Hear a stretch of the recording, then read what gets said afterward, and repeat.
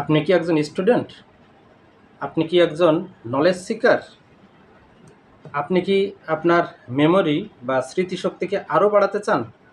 তবে আজকে নিন দারুণ একটা টিপস। আজই আপনার কলমের কালিটা বদলে ফেলুন। কালো কালির স্থলে আপনি হাতে নিন ব্লু কালারের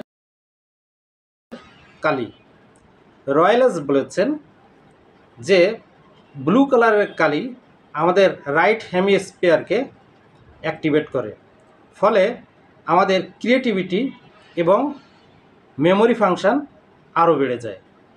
ফলে আপনার যে রিভিশন নোটসগুলো এগুলো আপনি তৈরি করবেন অবশ্যই ব্লু কালার দিয়ে।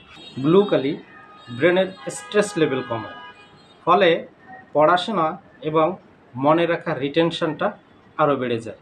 ব্লু কালার অনেক বেশি স্ট্যান্ড আউট, এই কারণে ভিজুয়াল মেমোরিতে ব্লু কালারে লেখা জিনিস বেশি মনে থাকে। ব্লু রং যেহেতু ভিজুয়াল এবং ভার্বাল দুটোকেই স্টিমুলেট করে, তাই আমাদের ব্রেনে ডাবল এনকোডিং হয়।